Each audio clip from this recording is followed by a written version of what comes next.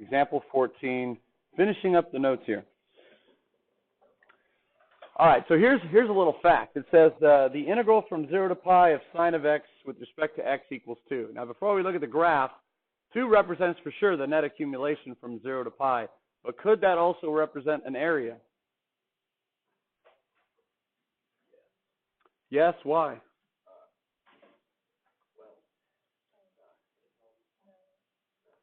Yeah, the graph of sine of x is always positive or non-negative, we can say, on the interval from 0 to pi. So if you look at what the graph looks like, here's Sahala, right? And here's 0, and here's pi. It's a half cycle of pi, or half cycle of sine, sorry. And because it's entirely non-negative, it does represent the area. But it's also the net accumulation. So that whole region is 2. Now what's nice about the sine and cosine graphs is they are chock full of symmetry. So this darkened lobe up here, which has an area of 2, is going to be equivalent in magnitude to that lobe down there. So the area of that region down there would also be 2. And we could use the area then to find integrals. Here's what else we know. Each of those have symmetry through their local max and minimums. That line right there, if I move it over just a little bit, it actually bisects each of those regions.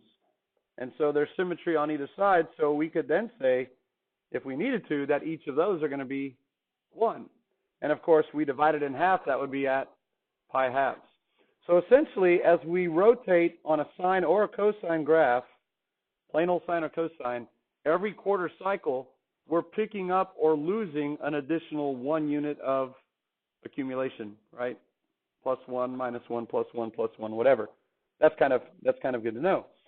So let's see if we can use that fact then to help us answer the following questions. What would the integral then be from pi to 2 pi? Well, very quickly from pi to 2 pi, if I quickly sketch my sine of x graph, there it is. There's 1 cycle. Here's pi. Here's 2 pi. What should the answer be? 0? Oh, okay. Sorry. We're looking at that. 1, 2, negative 2? Negative 2. Good, negative 2. Okay, because we're going from left to right, and it's below the x-axis, and it's going to be equal in magnitude to the area from 0 to pi, even though I didn't draw it that way. So it's negative 2. All right, sweet. What would be then the integral from 0 to 2 pi?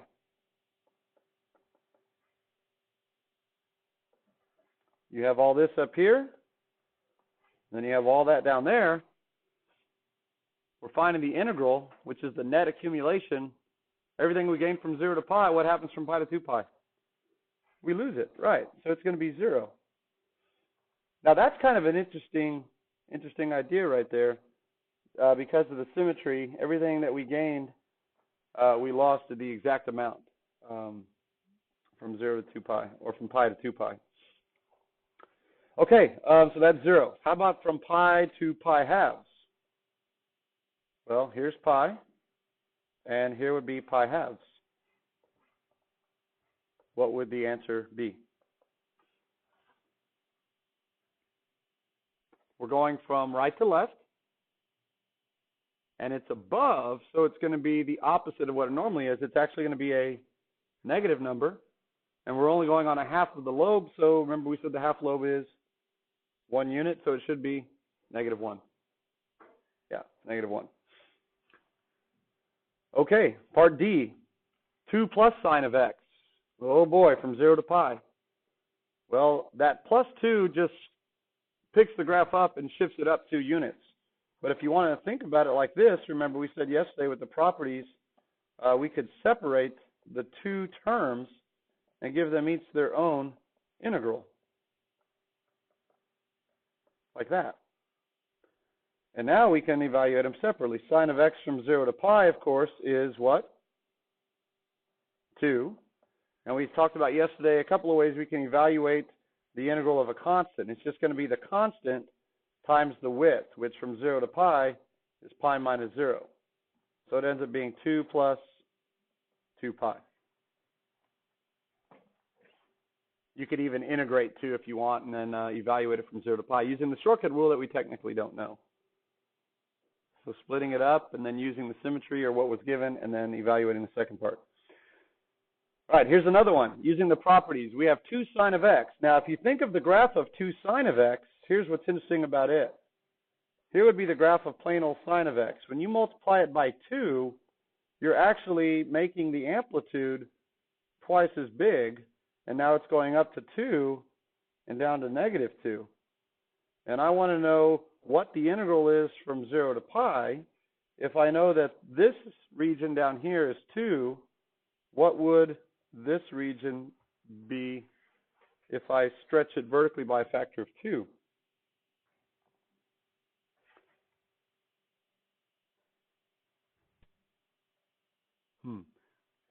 Four? So you think if I stretch it vertically by a factor of 2, I double the area? Yeah, it's not real intuitive if you just look at the shapes, that the area of the purple region is going to be half, essentially, the area of the green region. There's nothing that would indicate that that's true. But using, of course, the properties of integrals, it's actually very obvious, right? Because remember, constant multiples, they go along for the ride. You can actually pull them out front and then evaluate the integral. And now we have 2 times, and of course, the integral was given to be 2. So it does come out to be 4.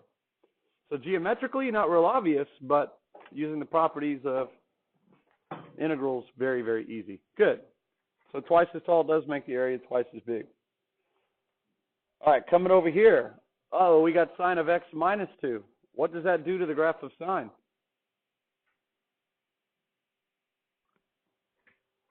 Shifts it right 2. So instead of being Sahala, which looks like that, oops, I went too far. Okay, we're going to scoot it to the right 2 units. So let me just pick it up and move it to the right 2. There we go. So now this starts at 2, and over here that used to be 2 pi. Now that's 2 pi plus 2.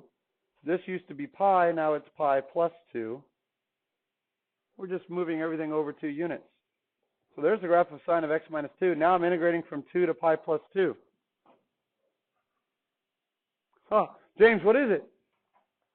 2, yeah. It just so happens that we shifted it by the exact amount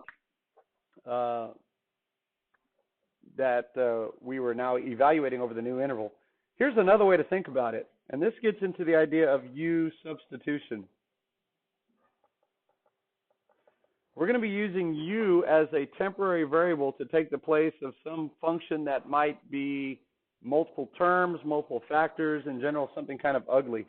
If we let u equal x minus 2, okay, I can replace all of this stuff up here that has x in it, and I can turn it in terms of u. And let me show you what that's going to involve. Remember when I say from 2 to pi plus 2, these are technically x values, and I have a dx right there. So here's how it's going to work. If I can rewrite the integral in terms of this other variable u, I can redefine the problem. So the first thing I'm going to do is call that integrand sine of not x minus 2, but sine of u. And now I need to replace dx with du. How am I going to do that? Well, let me show you. I have u equals x minus 2. I'm going to take the derivative of both sides with respect to x. And notice what I get. I get the derivative of u with respect to x is equal to 1. That's the right side. And if I multiply both sides by dx, because we can treat those as individual quantities, they're differentials, I get du is equal to dx. So that's a straight exchange. So I can replace dx essentially with du. And the only thing I have to do now is replace these x values right here and put them in terms of u values. So when x equals 2, how can I figure out what u is? Plug it in right there. What is u? Well, it's 2 minus 2, which is 0. And when x equals pi plus 2, if I plug it in right there, I get pi plus 2 minus 2, which is pi. So now instead of integrating from x equals 2 to pi plus 2, I can integrate from u equals 0 to pi. And what did I just do? I just redefined it equivalently in terms of this other variable. Now, this is the cool part about it. Once you define it in terms of another variable, it doesn't matter what this is anymore. This becomes just some arbitrary variable. These are still those numbers, though, but you can actually change them. You could say it's the integral from 0 to pi of sine of p dp. Or you could say it's the integral from 0 to pi of sine of theta d theta. Or you could say it's the integral from 0 to pi of sine of x dx. It's just some kind of like mathematical sleight of hand. Well, notice if I do that in terms of x, that's exactly what I was given to be pi. Now that seems like a lot of work for something that might be a little bit more intuitive, right? Just shifting it right to and integrating over an equivalent interval. But that's u-substitution. Okay? And it's designed to make a problem that looks more complicated more familiar. All right, keep that in mind. How about this one? We got the integral from 0 to 2 pi of sine of x halves. Well, let's see what that's going to do. If I sketch just the plain old graph of Sahala again, from 0 to 2 pi, here's pi. If I multiply x by 1/2, that's essentially 1/2 x, what does that do to my graph in general? Horizontal. It's not half as wide, it's twice as wide, double as wide. So it's going to look something like this. It's going to go like that, and then from 2 pi to 4 pi, it's going to finish the cycle. So I'm interested now in what the integral is from 0 to 2 pi. Well, if I know that the integral from 0 to pi is 2, is that going to help me geometrically determine what this integral is here from 0 to 2 pi? It's kind of interesting. Notice it's going to be a wider area, and it's going to go up to the same amplitude, but not as quickly. So notice it actually undercuts the other one. Is it going to be the same size? Is it going to be twice as big? We can't just pull the 1/2 out front there, can we? Like we did when we stretched it vertically by a factor of 2. So guess what we can do?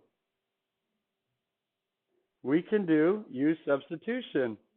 Yay! Let's shrink all that down, space bag it. There we go. Guess what we're going to do? We're trying to make this look like sine of x. What's keeping it from looking like sine of x? Because that's what we're given. The fact that it's x halves. So here we go. Let u equal 1/2 x. Got it? So if I multiply both sides, well, let's go ahead and say that the derivative of u with respect to x then is going to be 1/2. Are you okay with that? If I multiply both sides by dx, I get du equals 1/2 dx, and I need to solve for dx because I need to replace it. So now that I have 1/2 dx, I'll multiply both sides by 2, and I get dx equals 2 du. 2 du.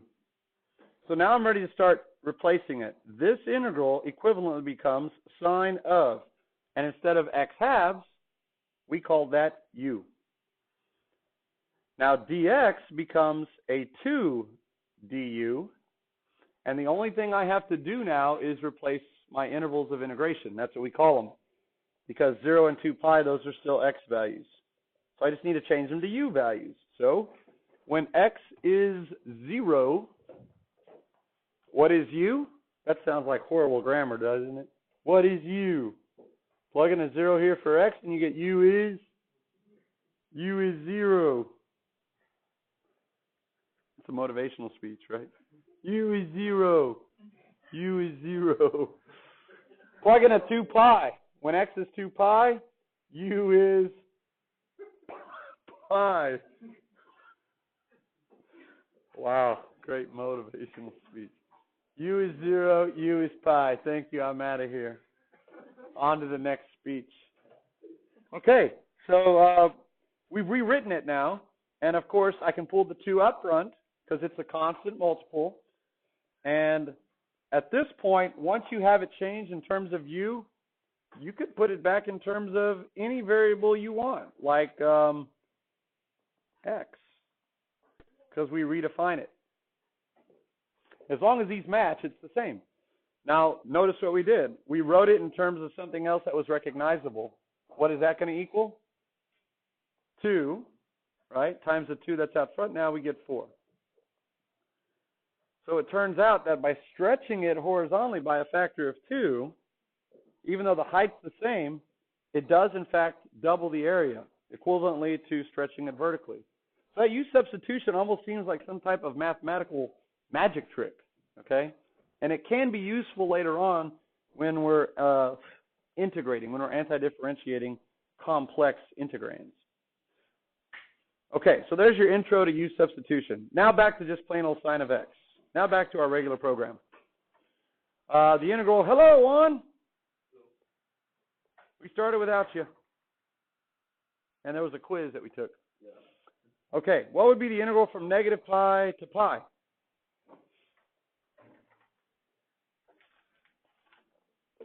Well, let's see. Remember, that's 2, the area. That's 2, the area. If we integrate from left to right, we assign them our own values, right? So that would end up being a negative 2. That would be a positive 2. And what happens? We get a net accumulation of 0. Now, that one's kind of interesting. What would it be from negative pi thirds to pi thirds of sine of x dx?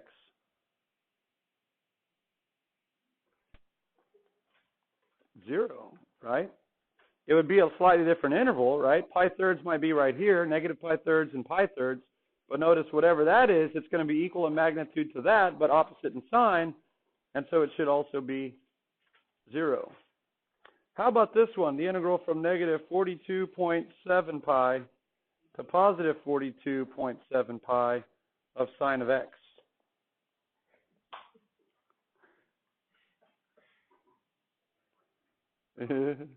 What? Yeah, at 0.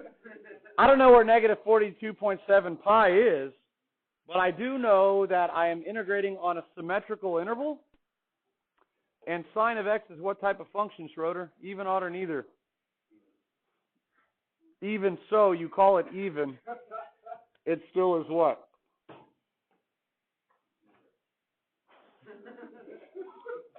Sine. Sine. I was redirecting you. You look like you were somewhere else. Sine has origin symmetry, rotational symmetry, and anything with origin symmetry is odd, right? Remember origin, odd, okay? So if you ever integrate an odd function with origin symmetry on a symmetrical interval from negative a to a, you should always get what? 0. Because of the origin nature, whatever magnitude you pick up on one side, you're going to pick up the same magnitude on the other, and it's always going to be opposite signs. So it'll always cancel out to give you 0. That's kind of a nice result here. So in general, if you integrate from negative a to a of f of x with respect to x, it equals 0 if f of x is an odd function, if it has origin symmetry. And sine of x is odd. Okay? That's kind of cool. All right. Cosine. Oh, boy. We're going with cosine now. Schroeder, is cosine even or odd?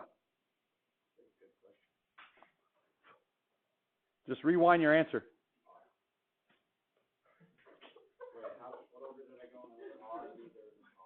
Oh, you started with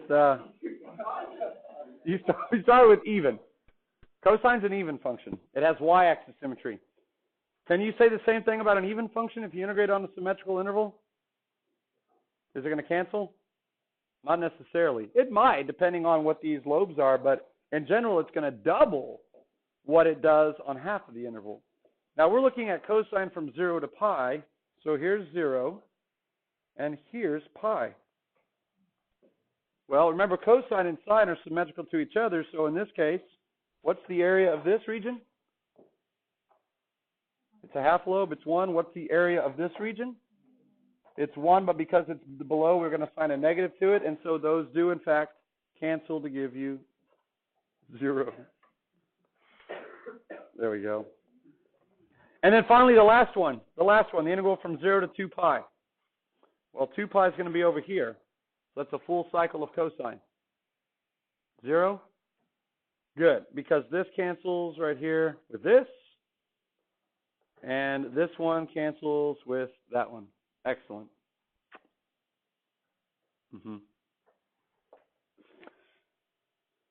All right, so that was kind of an interesting problem, using some symmetry, and then using u-substitution, u being a temporary variable that we use to replace something that is not a single variable, whether it's multiple terms or multiple factors, to make it represent something else that is more recognizable. Okay, that's the whole idea behind u-substitution. It's a temporary variable that we use. Okay, any questions on numeric integration?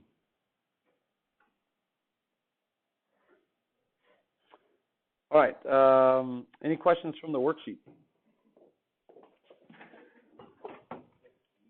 6